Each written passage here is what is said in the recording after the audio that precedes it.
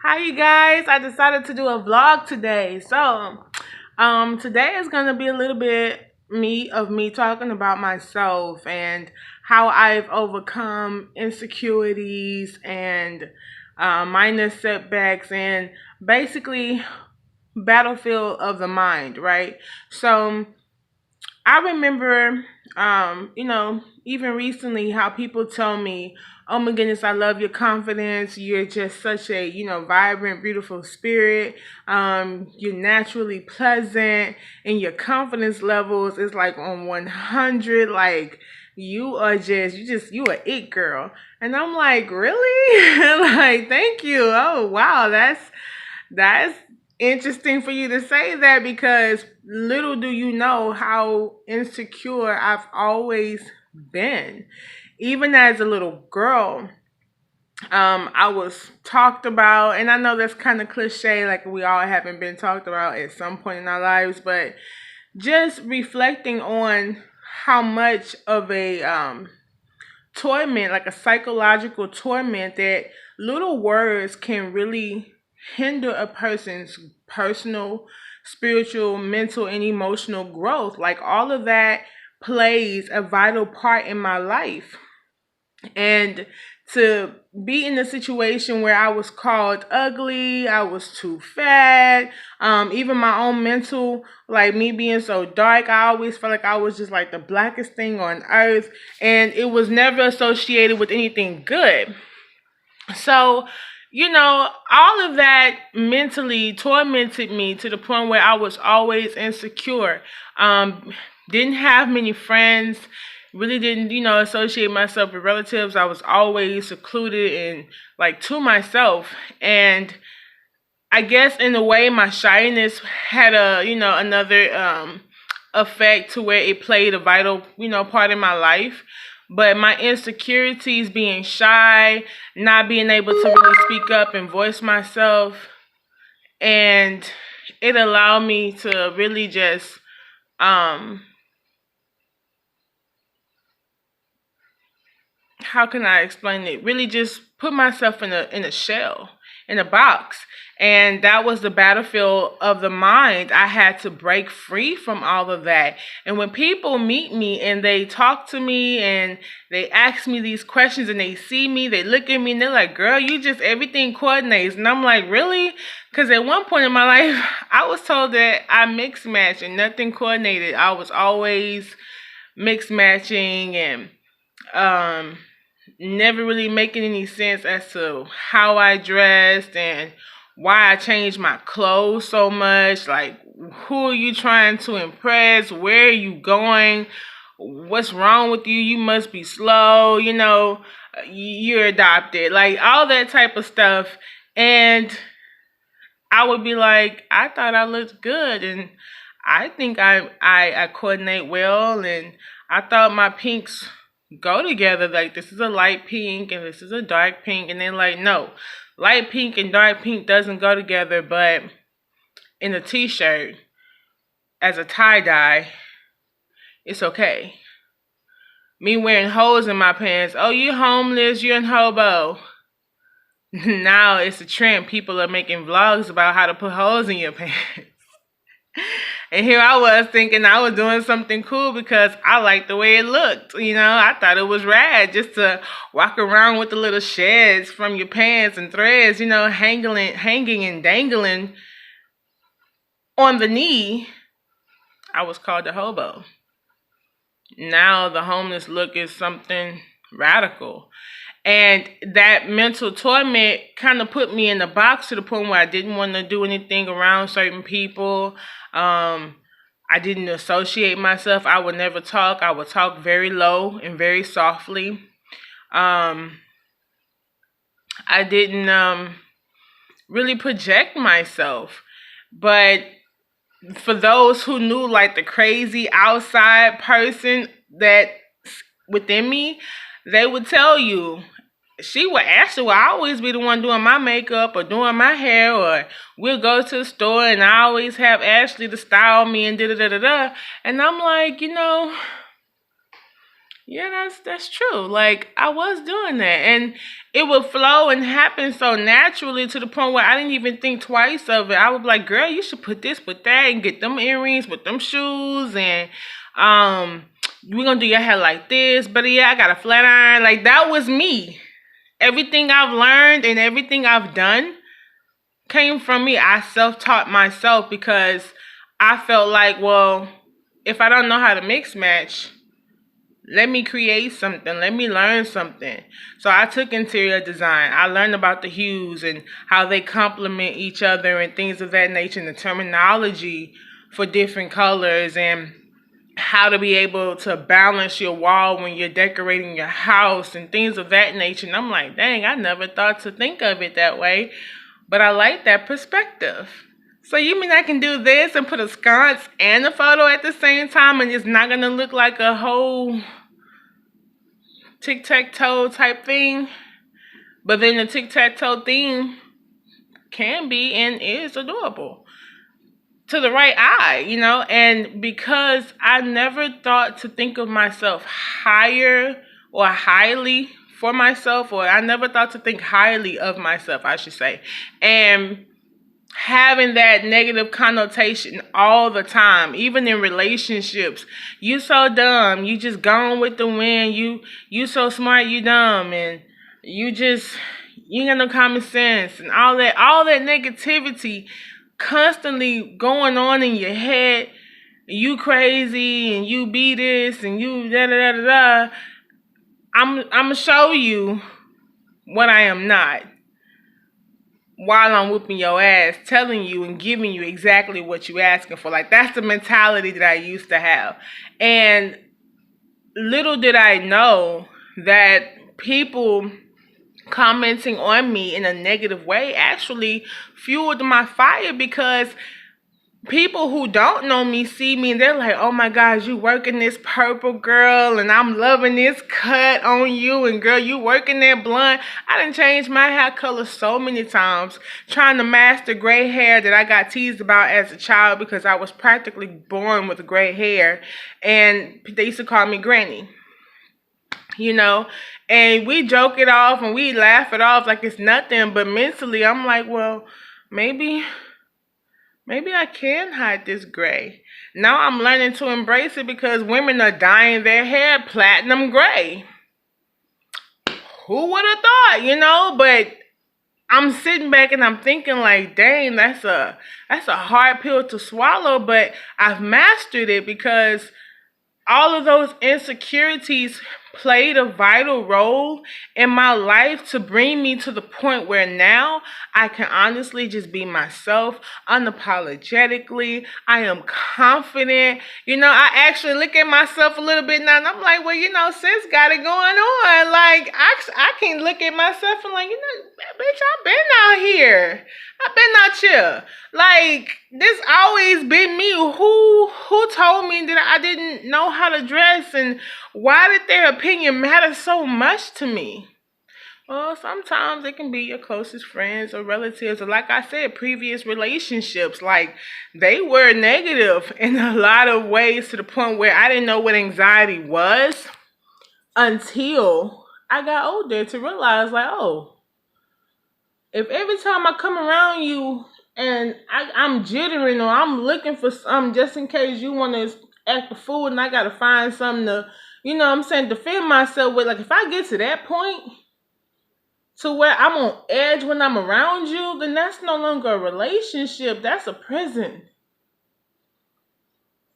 That's a battlefield.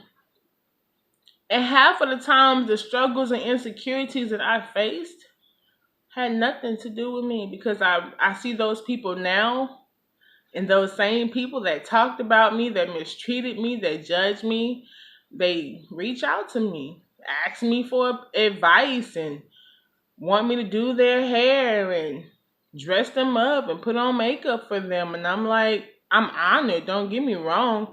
And I don't even look at it like a what, but self-reflecting, it makes me feel good. Like, whoa.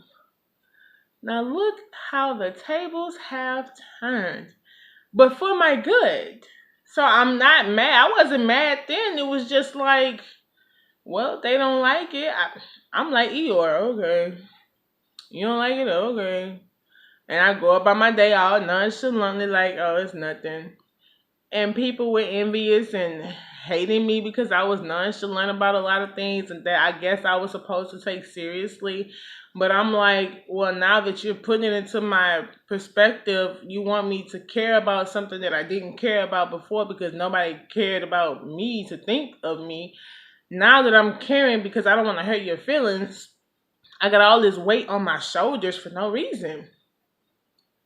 Maybe you should try lifting the load a little bit. Let me continue to space myself and isolate myself. And sometimes people look at that as a, disorder or what they call antisocial. But in all honesty, is it really just me or is it because you don't know how to be around me because you don't know anything about me and you look at me like a stranger? My thing is, if I don't know you, I'm not gonna just come up to you like that. I'm a friendly person, don't get me wrong. I'll speak as I'm walking by you, but other than that, um, yeah. How else am I supposed to respond? And then if every time I'm around you, you say something negative to me, or you think negative of me, or you act negative towards me, why would I surround myself around that? And I'm the one that get called crazy? What? So if you don't fuck with me, you just don't fuck with me. I'm not gonna make you do anything. But while you're watching me from a distance, I'm hoping it'll kind of gravitate you towards me just a little bit to let you know, like, I'm not what you think I am. Who gave you this concept? Because the last time I checked, I've always been myself. And I may have been a little standoffish to where it may seem a little intimidating and spooky and like, I don't know about her. She just off to me. I get it.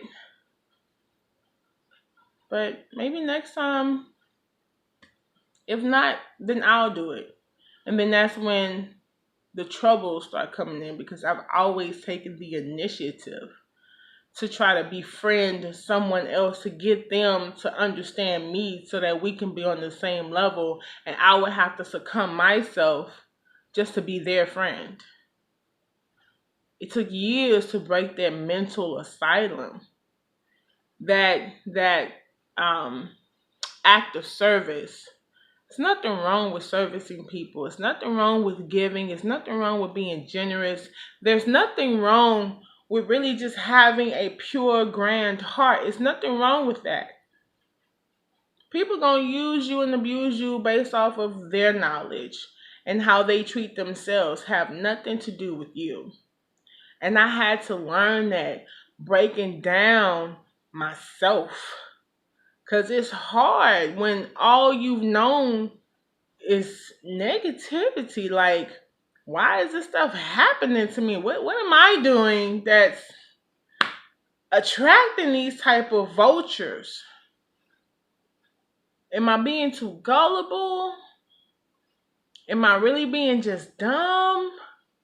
Or is there something wrong with the people in the world and they are like predators?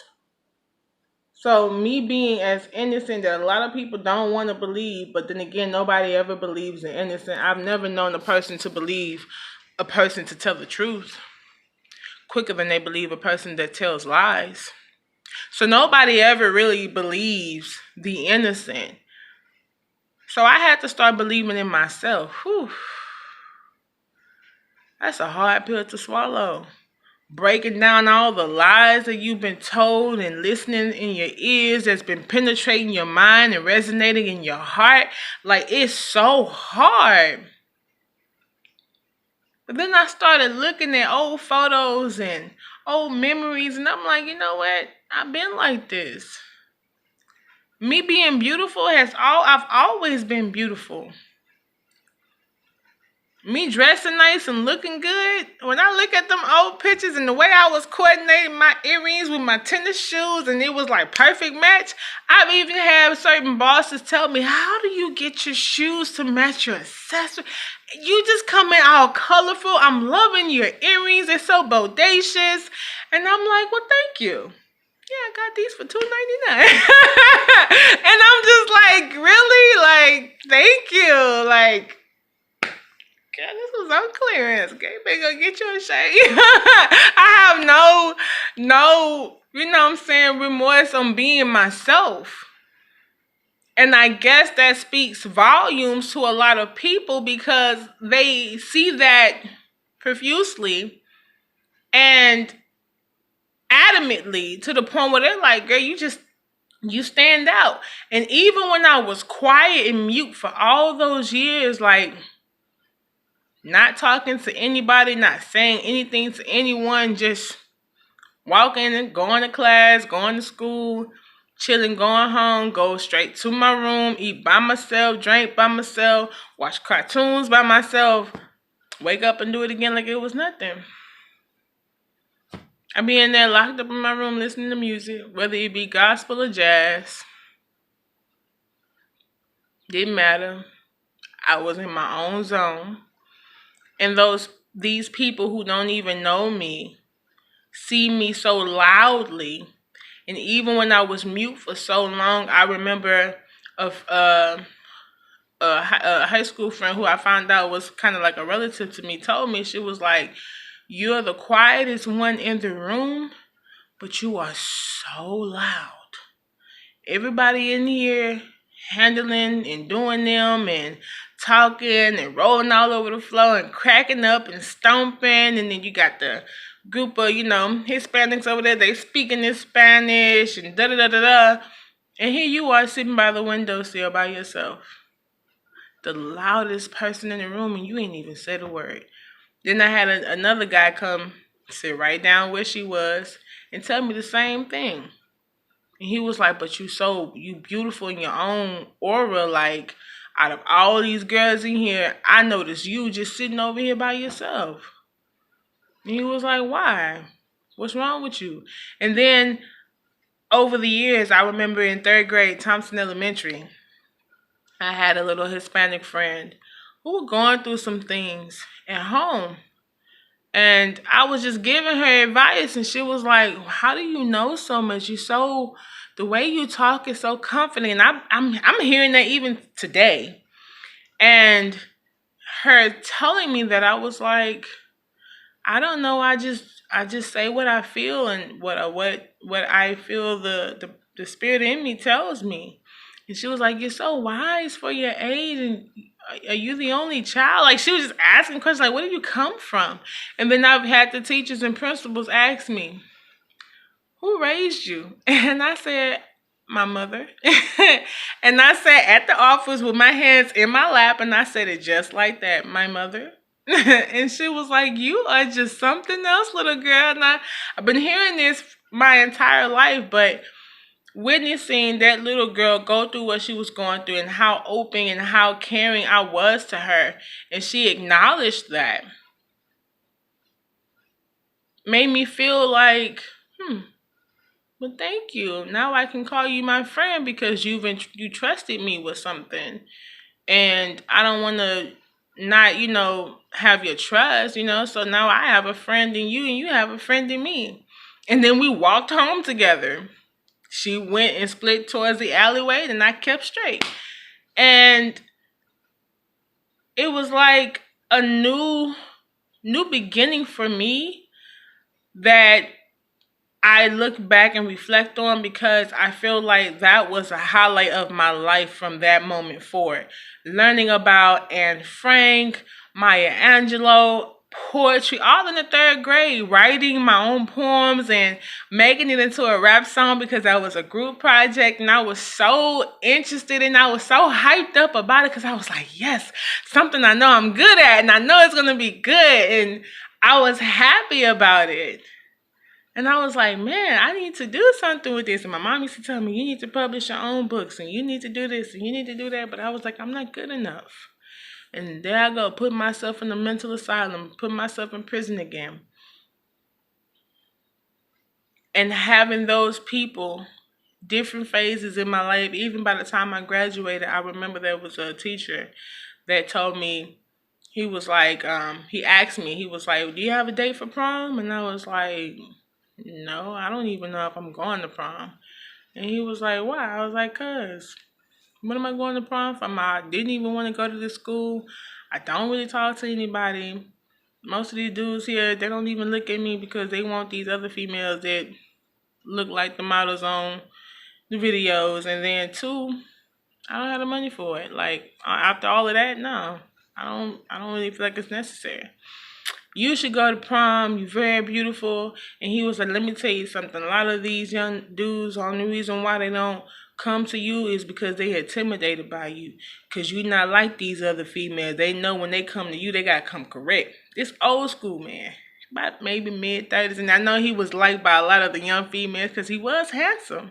So, you know what I'm saying? For him to tell me that, I was like, huh.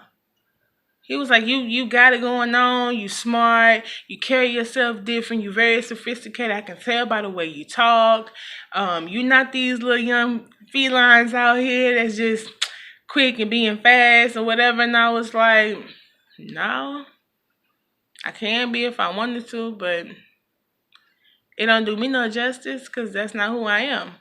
And he was like, exactly. And because they know that and they see that, they know they can't just come up to you in any kind of way. So you intimidate them because you're a grown woman. Sir, I'm finna be 18 when we graduate, June 5th. My birthday is June 3rd. And he was like, yeah. Like, you know what I'm saying? But the way he was coming at me was like, dang, like that's, oh. So I got a little something about myself. And so I took that and was like, yeah, I'm somebody, But I was still mentally insecure. I didn't really know myself. I didn't know exactly how to be with the guy. My demeanor came off aggressive or abrupt, like I was one of the niggas.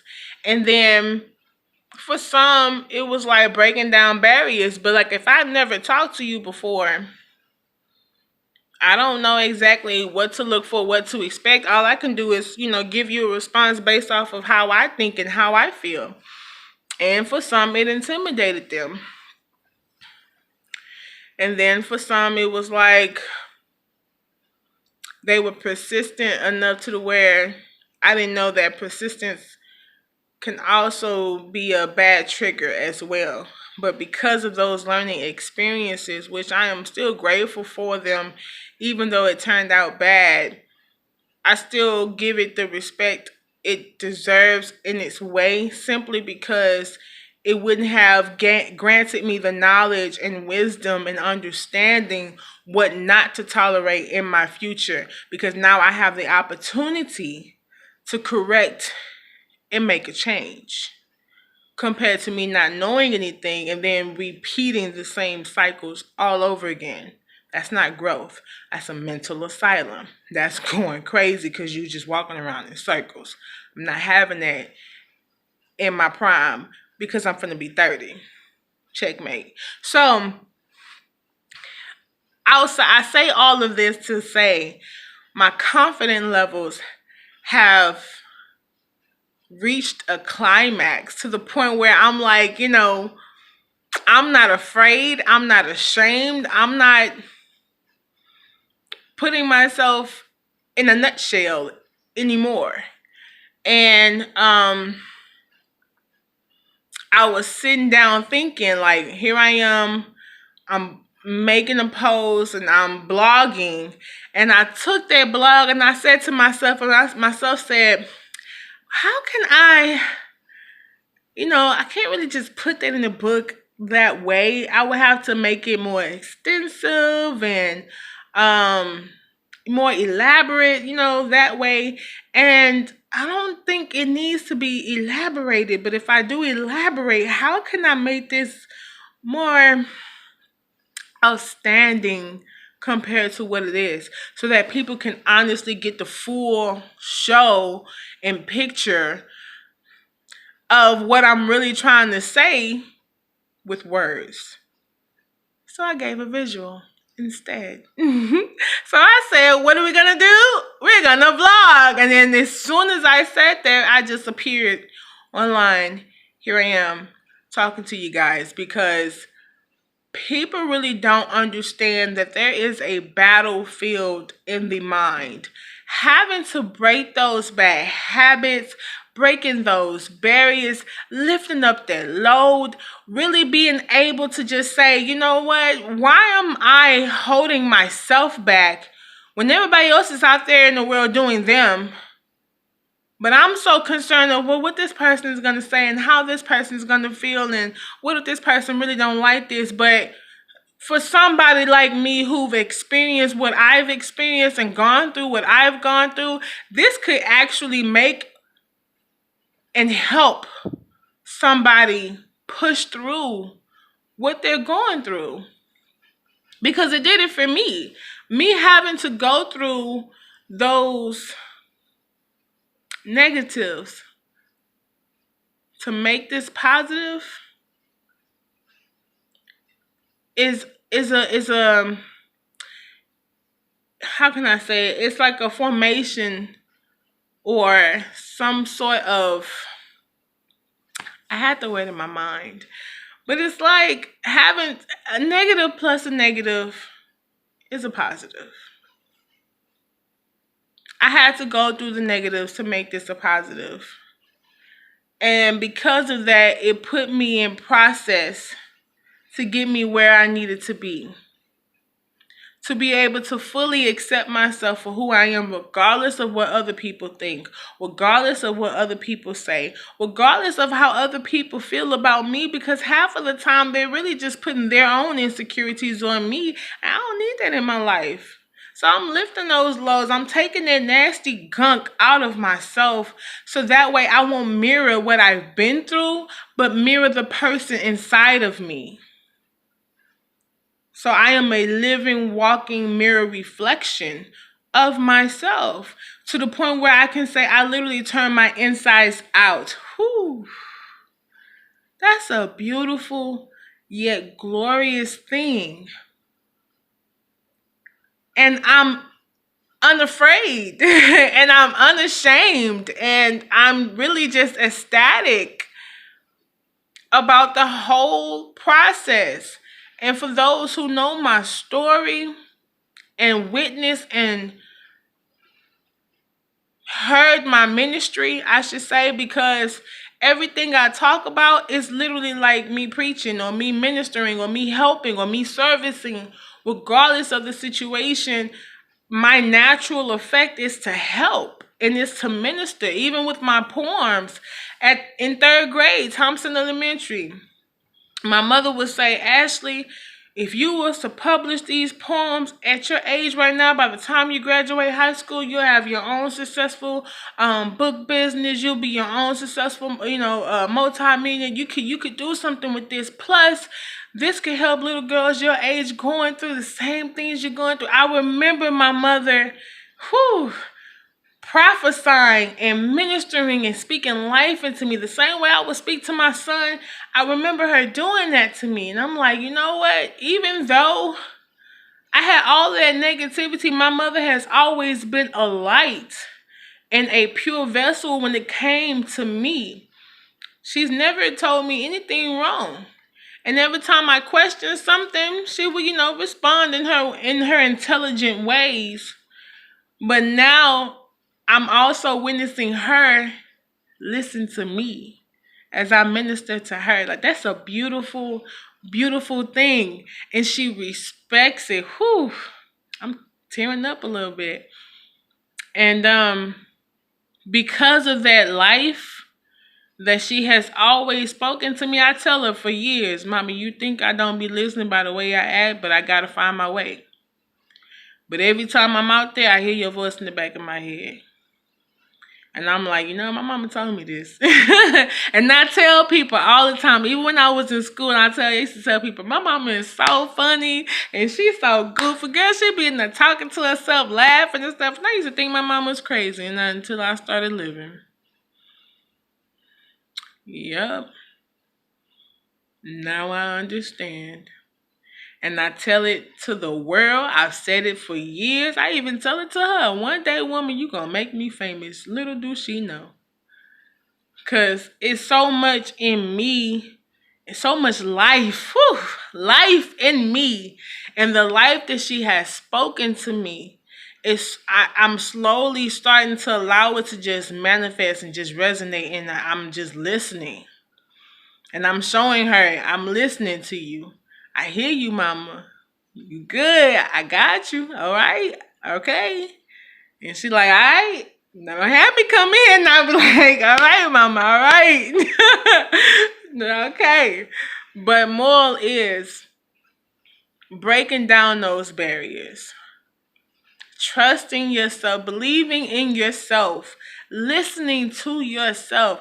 You can have a lot of motivational speaker audio podcasts in your ear while you're running that mile. You could watch all the YouTube channels on how to be successful. You can even do the quantum physics. I have done it all. I've meditated, I've fasted, I've used my crystals, I've drank my water, I did my quantum physics or quantum jumping. I've, reached out to people. I've done things that I know this could probably help me if I just take a piece here and there. And I do that because I don't want to make it seem like I'm mimicking or copying anyone, because I am my own vessel. And I say that to be able to say that's the reason why I'm so confident.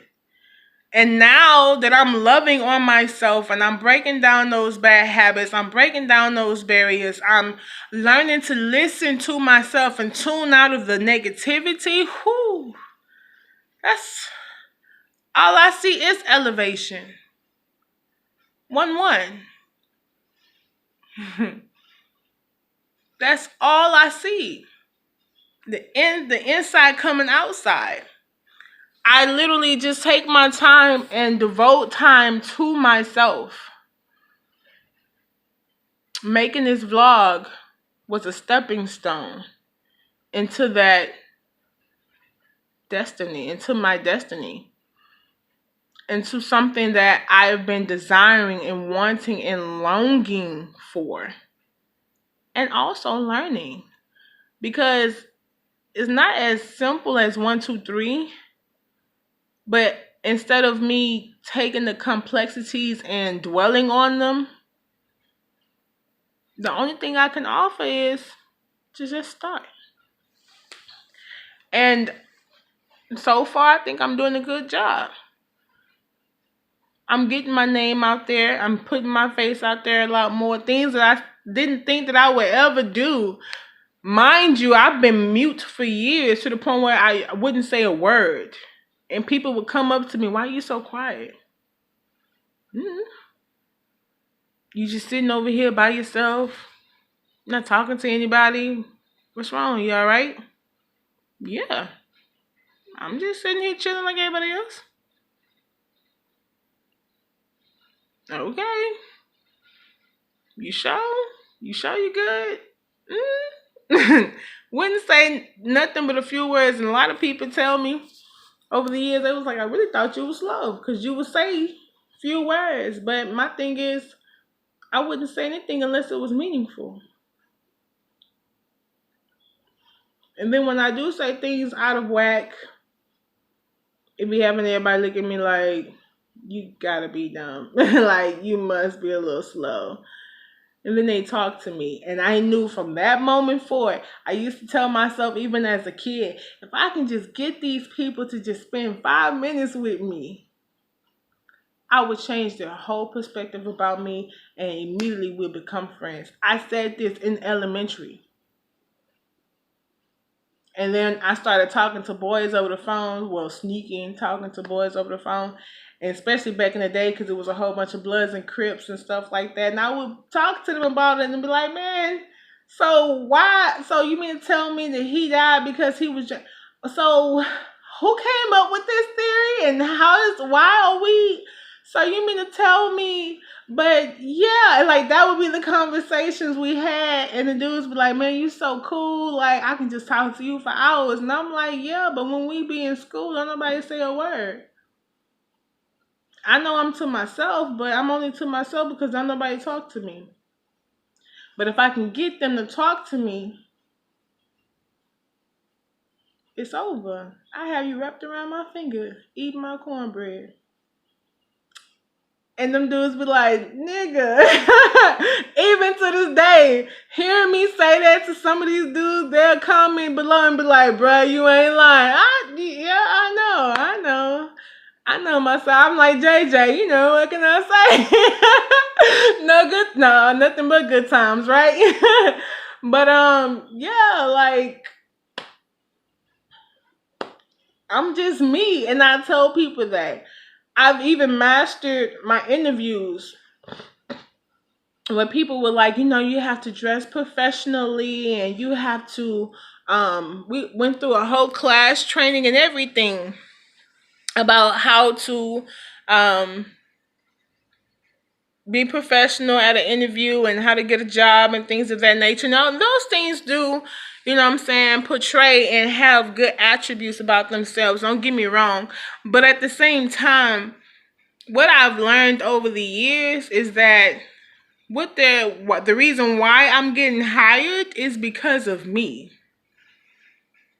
Yeah, they're gonna look at my work history and everything, and they're gonna say, "Well, you've been here for 3 years, and you've been so what happened here?" And I tell them, "Yeah, I got held at gunpoint, and then after that, I got this, and then I've been in search of something else, and I was expecting this, but hey, this didn't work out, or a family emergency." But after all of that said and done, well, tell me a little about you and how do you feel about integrity and stuff? And I'm like, now we talking. I do everything with integrity. As a matter of fact, while you're interviewing me, I'm interviewing you. And then I'm letting you know it because if you don't fit my criteria, then no, you're not going to work for me as much as I'm not going to work for you. We're going to bump heads, we're going to clash, we're going to collide. So I'd rather be real with myself first.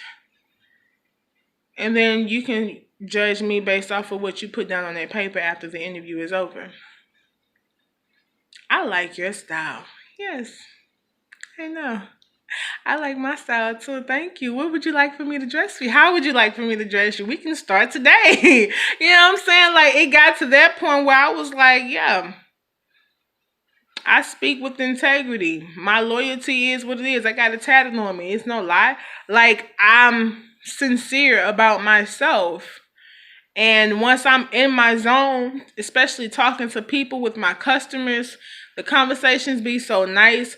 My vibe is so, how can I say it? It's so cool and collective to the point where people they started loving on me. I had a dude tell me like, would you like, he had a cube and I'm at a crossroad of buying a Kia and a Kia Soul and a Jeep Renegade. So I'm like, I'm looking at all these little box methods because my dream car is actually a Hummer.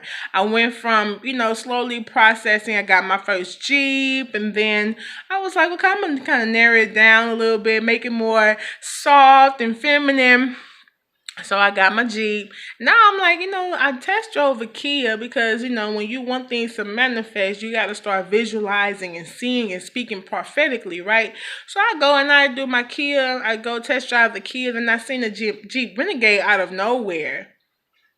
And I said, oh, what is that? And the lady was like, oh, it's a Jeep Renegade. And I was like, how does it drive? Is it spacious? And she was like, I love it. And then I had a guy come in with the cube. And I was like, these little box cars. And he was like, oh man, it's so rad. It's really, really spacious. I'm 5'9". I can tell you about maybe 5'10", 5'11", because, we kind of like meeting eye to eye right now. If not a little, you probably a little bit taller than me, just slightly.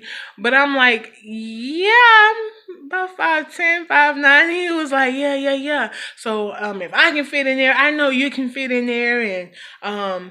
XYZ, and it's real, real low on gas. Like, you don't have to put a lot of gas in the tank for it. It's real good for mileage and highways and stuff like that. And I was like, well, thank you for that input, because I've been trying to figure out, like, if I wanted the Kia Soul or the Jeep Renegade. He was like, man, get the Cube. I'm telling you, man, get the Cube. And I said, well, I'm gonna go and test drive. He was like, you want me to bring it up here for you to test drive it? Like, it's getting to the point this dude was willing to hand me his keys to test drive his car. And I'm like, you're awesome. And my boss is sitting there like, this girl here. I done had people come to my job, give me cookies, hand me lottery tickets, and they was actually winning, winning lotto.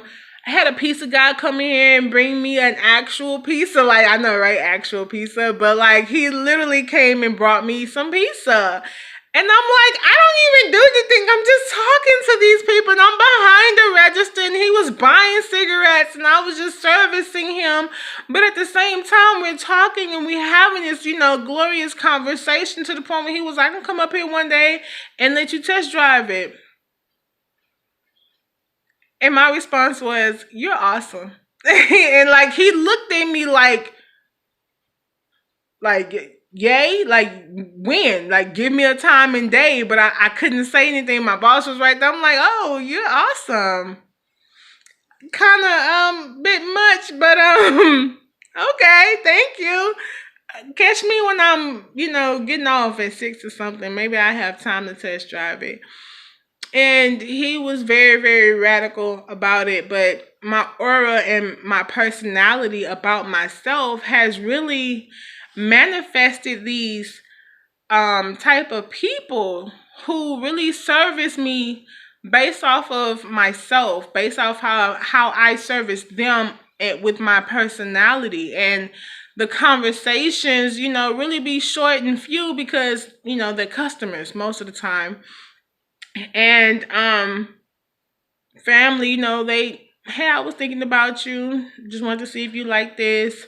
Every now and again. But as far as my customers and my job, I've always had that response with my customer service, to the point where they was like, you need to start pushing those surveys, because you can get $100 gift cards, because I'm loving your customer service and I'm hearing the way you talk to them, and your the way you carry yourself, everything about you is real outstanding. I really think you should start doing these surveys, to the point where I was getting kudos, and my boss was like, hey, here's $100 gift card. You got a kudos today. You know what I'm saying? Like, what? I ain't even clocked in yet. Like, really? Okay. Yes. Cool. Hey, how you doing today? I just won a $100 gift card. Are you going to be my next $100 gift card? And they just be like, sure, I'll do the survey just for you. And I'm like, that's all I asked. Next. And then continue. Every day is something different. I've even had customers get irate with me, and I just looked them dead in the eye and I said, I'm sorry, sir, there's nothing I can do. That's based off of policy, but I can give you the customer service number. Like, I say it so calmly, to the point where they don't even be mad anymore. I'm never going to come back to this place again. Well, I'm sorry for the inconvenience, but you still have a glorious day. How can I help you?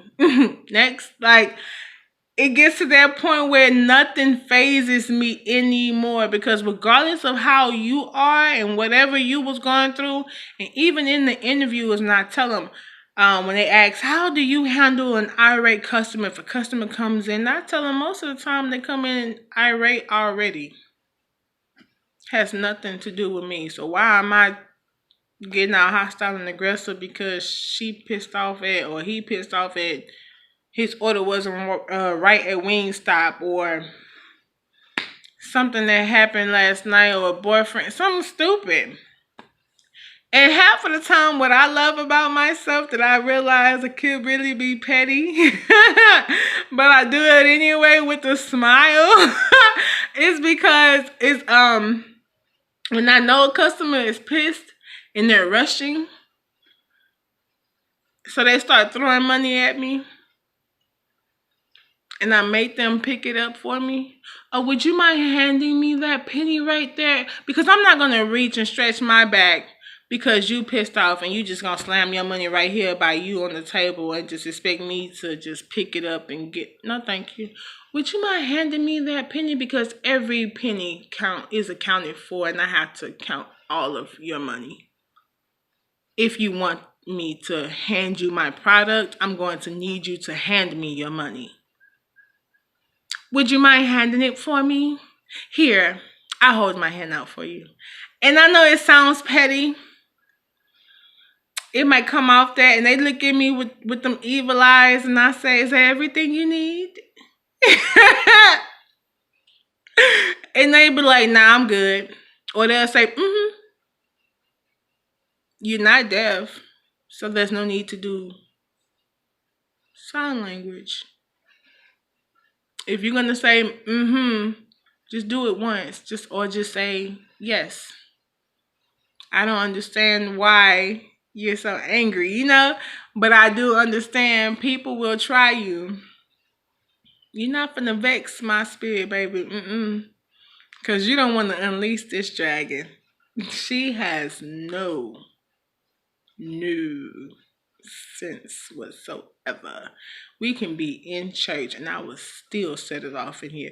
Don't rush me, don't push me, don't step on my toes because you're trying to get to your car. You know we in church, you know what I'm saying? And the parking lot is packed. You probably already blocked in. And then we all got to leave out this door, and it's over 300 people in this church. And then you wonder why, I mean, years ago. But I'm just saying, you rushing trying to get down and get out the door, and you pushing and you bumping me, and you rubbing your titties on me or something like that. That's going to be a problem because we already jam-packed in here. So I know myself enough to center myself and rise above the situation to allow that person to come up with me because I'm not going to stoop down to your level. And now that I've gained that sort of confidence and I've mastered myself a little bit better now, I refuse to step outside my character for a temporary fix. Like, no, you can take that adrenaline anxiety type, spasm somewhere else and get locked up or get beat the fuck up if that's what you asking for. Cause I'm balanced. You can get it either way. I'm a Gemini, yin yang. So you can get it either way. But what I'm saying is your frequency levels and the way you're acting is not how I choose to act because I know myself. You're going to hand me that dime or I'm going to refuse your service because I don't have to do anything to you or for you, for that matter, to keep a job because I can always get a job as long as I have my wits and my physical body in wholeness. I can do anything I choose and want to do. Give me a reason to be a self-made billionaire based off of how you're treating me. That's my confidence level now.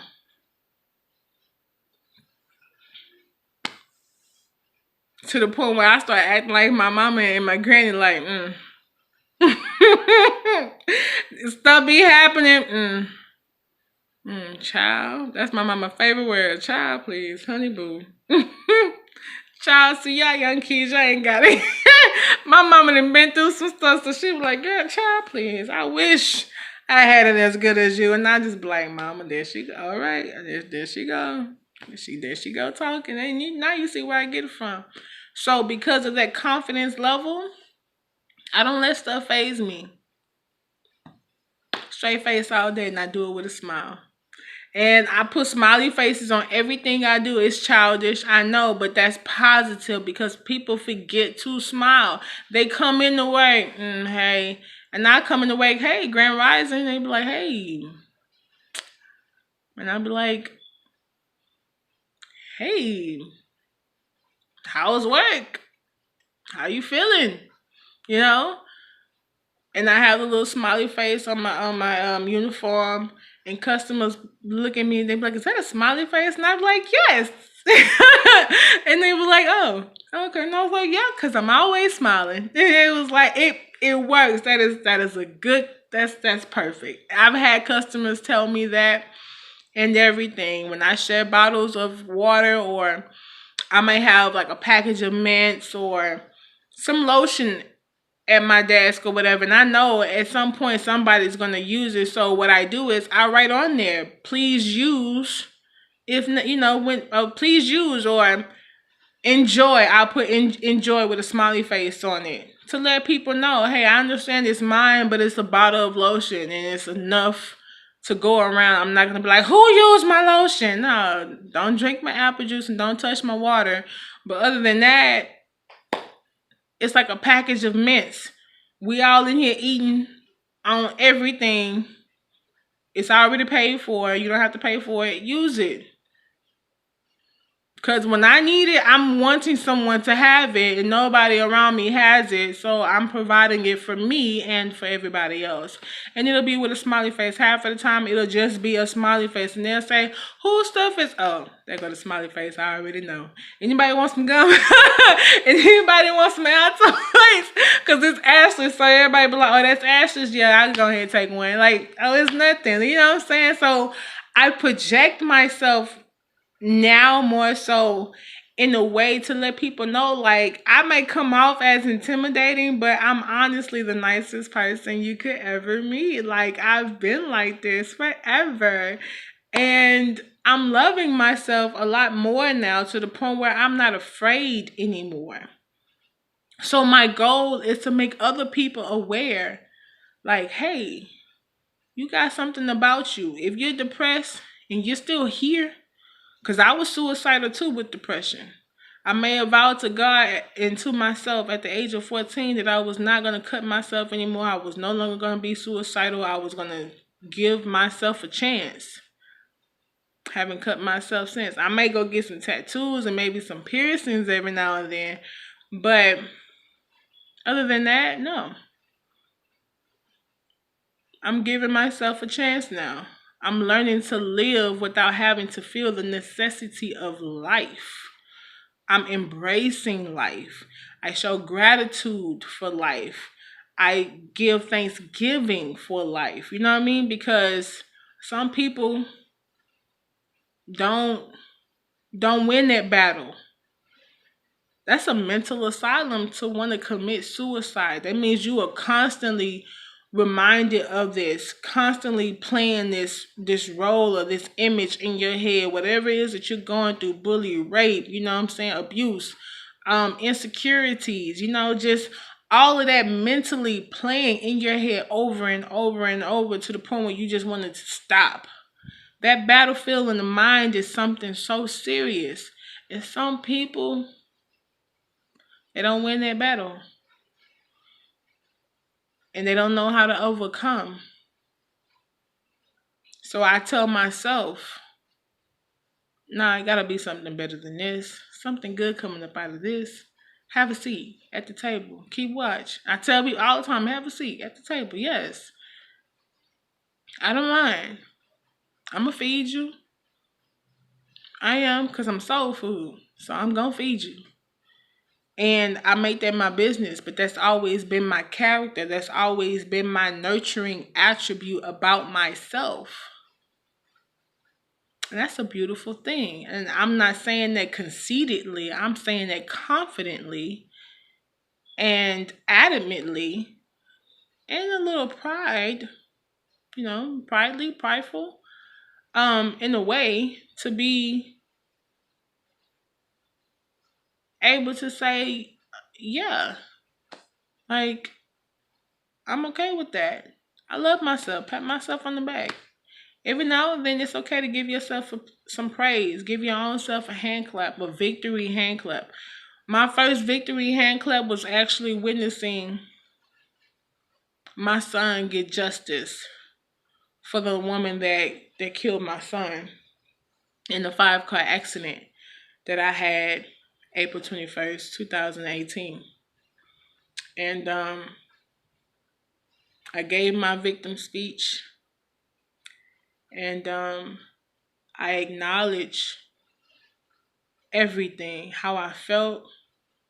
I didn't want to strategically write a story.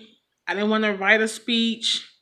I wanted to talk to her mother to mother, sister to sister, like whatever it is that you were going through, because I don't know what you was going through, and I didn't know how to feel because I don't know her story. I don't know the situation. I don't understand why. Why me? Why my son? I don't understand it. What she was going through, I don't know. And she mentioned it. She told me how she felt and what was going on in her head. Don't know how true that is or not, but it's still, important, vital information as to what causes death for my son not to be here, for me to be in a position and a place in the emotions that I am in right now. What's the purpose of all of this? And I remember giving my speech, and the judge consoled me and told me she was sorry for her loss. And I remember shaking everybody's hand who was being helpful and comforting to me and to my mother at the time. And I was walking in the parking lot towards the car, and I had one of those victory hand claps. Like, y'all remember the ending of The Pursuit of Happiness, when he finally got that break, when he finally got that deal, when he finally became successful. And he went outside and he gave himself a victory hand clap. I had that moment. At that moment, that was my pursuit of happiness. And I didn't want that negative impact to destroy my pursuit of happiness. I choose to be happy. It was a moment for me to be able to say victory is won or has won. And my son got justice. Put it behind me. I don't have to go through court issues anymore. I can finally be at peace with knowing like it's okay, because the memories I have are beautiful memories of my son's last days, because he was such a beautiful spirit. And I don't want that negative impact to alter that memory by only me thinking of him in a negative way. Because death didn't take my baby. My baby won that battle. Because he lives forever now. Because we are only here temporarily. So that fight with death, my son conquered that. He mastered that.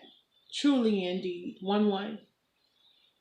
And I've always had that mindset of positivity. Every day is a new day. Life still goes on. I still cope. I'm still dealing with that. But at the same time, I'm not going to allow that memory of me losing my son hinder the good that I had with him in his life. Because I was here to service him. He came into my life for me to become a mother. So I owe him that respect. Because had he not been here, I would have never become a mother. I would have never had the opportunity. I would never have the love that I have for a human being, to watch and witness the love that I have for humanity grow, because I had to service my prince. And now he lives forever.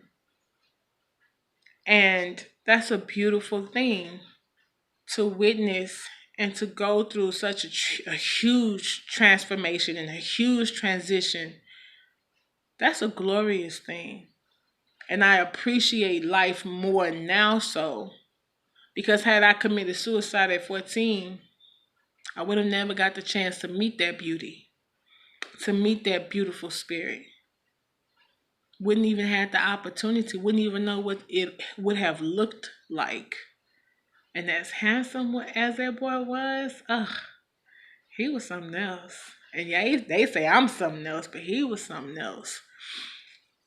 But that's the battlefield of the mind. We all go through tragedy. We all go through torments. We all go through turmoil.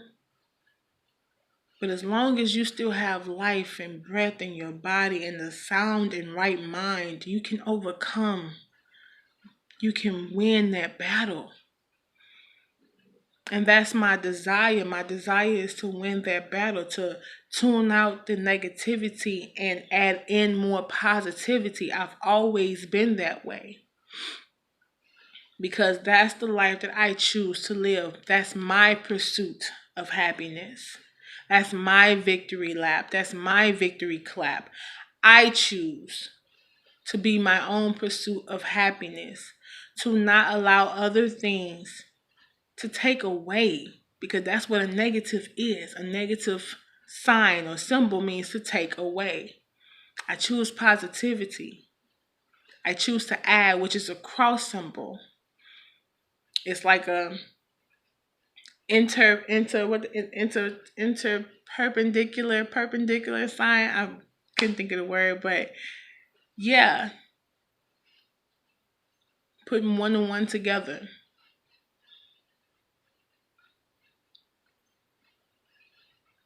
One. And I'm learning and I'm growing and I'm developing and I'm mastering. I am no master, I know nothing, but now that I have an idea, I can bring forth anything into existence. It's mind over matter, and I have the power to overcome anything that partakes as a hindrance to my growth. I don't want any more negatives. There are negatives that are going to occur, but I choose pursuit of happiness. I choose positivity. I'm going to deal with it however I choose to deal with it. The choice is ultimately up to me. I have the power, mind over matter. That's a beautiful thing. To have that mindset and that goal, it has carried me along the way. I've been out here. It's just that now I'm learning to center myself and to just become myself as if I haven't already, but acknowledging it, being aware of it, because sometimes that negative connotation blinds us to the point where we pretend that we don't see.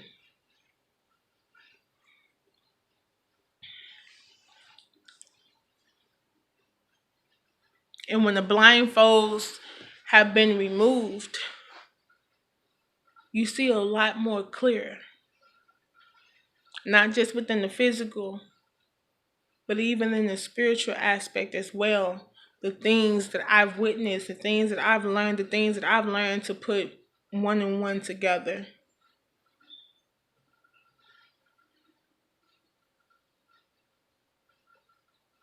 That's growth.